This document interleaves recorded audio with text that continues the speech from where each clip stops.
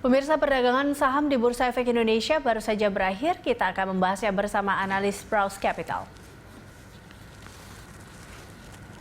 Nah, untuk membahas pergerakan IHSG sepanjang hari ini, kita telah bersama dengan Alfred Nainggolan, Kepala Riset Praus Capital. Terima kasih Bang Alfred telah bergabung bersama kami. Ini kita tadi lihat ya, di tengah Eropa dan juga atau global memerah, Asia pun memerah, tapi IHSG mampu kokoh di zona hijau, mampu berada di zona hijau. Anda melihat apa yang membuat kita kuat dalam penutupan sesi 2 ini? Apakah hanya untuk hanya secara technical rebound saja atau seperti apa? Ya, kalau kita lihat tadi faktor ekspektasi market Amerika masih cukup kuat nanti malam, itu juga sedikit memberikan confident juga bagi pasar kita, meskipun tadi kita lihat regional Asia relatif cukup tertekan ya. Jadi faktor itu pertama. Yang kedua, rupiah kita juga relatif cukup solid hari ini. Dan yang ketiga, memang tadi ada angka bagus dari penjualan semen, itu yang membuat tadi kita lihat industri jasa kimia yang memang di banyak kontribusi emiten semen kita cukup bagus harga sahamnya hari ini, itu yang berkontribusi terhadap penguatan indeks. Tapi overall kita lihat bahwa dari sisi nilai transaksi kita sebenarnya masih cukup kecil sekali, sehingga positifnya ini bisa dibilang bukan menunjukkan sesuatu yang cukup firm karena nilai transaksi tidak cukup besar. Jadi kembali lagi bahwa memang kalau kita lihat dari range indeks kita hari ini sangat tipis sekali, hanya 25 poin ruangnya, level bottom dan level high-nya. Ini memang menunjukkan bahwa pasar memang sedang wait and see, karena kita tahu bahwa 1-2 hari ke depan akan ada data-data besar, khususnya tadi bicara masalah GDP. Apalagi hari ini kita tahu Singapura merilis GDP yang relatif di bawah ekspektasi pasar ya. Jadi memang kita lihat pasar sedang wait and see, karena memang confirm karena Juli ini akan banyak data-data kuartal kedua, dan ini yang nanti banyak akan memberikan pegangan bagi investor untuk menentukan secara keseluruhan. Oke, nah ini kalau melihat tadi ya, di pekan ini akan banyak sekali berita-berita besar yang akan keluar, tapi Anda melihatnya secara keseluruhan atau secara technical trend dari IHSG di pekan ini tuh apakah memang masih akan bergerak di zona hijau atau seperti apa?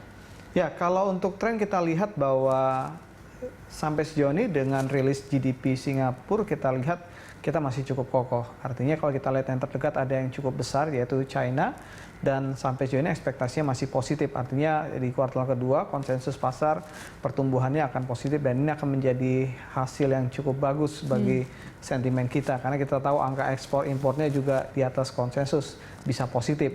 Jadi ini akan cukup kuat menopang bursa saham kita.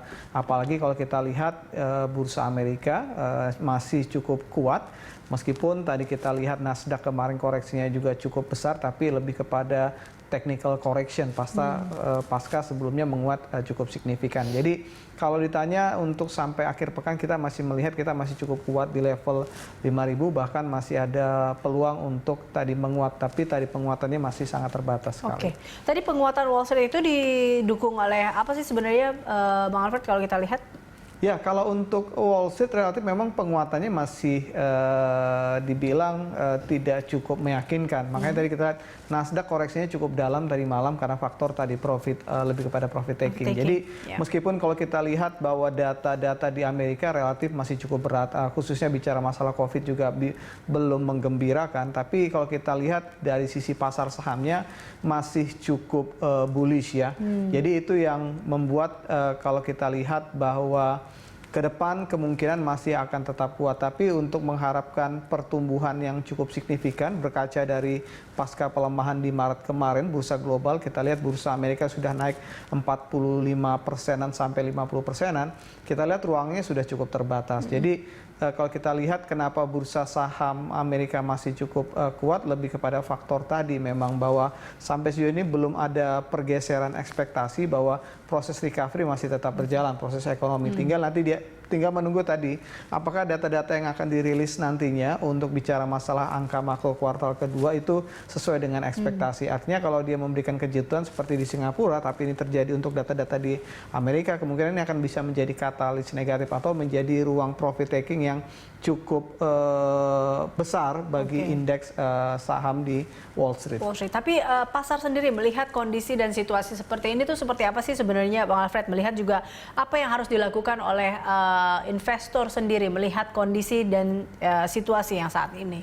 Ya, kalau kita lihat bahwa memang tekanan cukup dalam terhadap ekonomi kita. Jadi kita berkaca kepada Singapura yang koreksinya juga cukup dalam terhadap makronya, dan kita juga akan mengalami sama, akan terkontraksi juga, tinggal bicara masalah besaran. Tapi kalau melihat angka dari emiten-emiten kita relatif masih banyak yang sangat bagus sekali. Jadi sebenarnya itu bisa menjadi patron bagi investor kita untuk bicara masalah medium dan long term, karena kita masih meyakini bahwa dengan kondisi yang solid tersebut, dan kita masih meyakini juga secara global bahwa ini akan masuk kepada fase recovery, tinggal menunggu proses waktunya saja. Ini sebenarnya mengindikasikan bahwa investor yang medium dan long term tinggal fokus saja memang kepada emiten-emiten yang masih cukup kuat, yang masih cukup solid fundamentalnya. Jadi overall kalau bicara masalah fluktuasi, kita lihat fluktuasinya juga, volatilitas sahamnya juga sudah mulai berkurang. Jadi kita lihat ruang pergerakan indeks kita juga sudah mulai tidak besar lagi, sudah mulai tipis. Ini menunjukkan bahwa tadi resiko volatilitasnya sudah mulai turun. Sebenarnya ini bisa menjadi kondisi yang nyaman untuk investor untuk melihat medium dan long termnya. Kalau untuk short term ya kembali bahwa tinggal menghadapi data kuartal kedua, tinggal itu memang menjadi kendala tantangannya. Itu dia.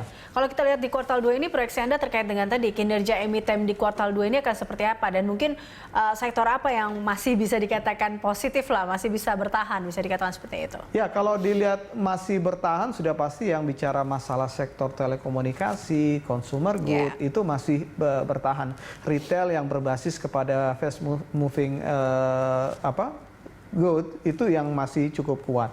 Jadi kalau melihat apa yang terimbas, ya sudah pasti kita lihat sektor-sektor yang sangat signifikan seperti sektor transportasi. Kita juga melihat bahwa sektor manufaktur juga akan terimbas juga.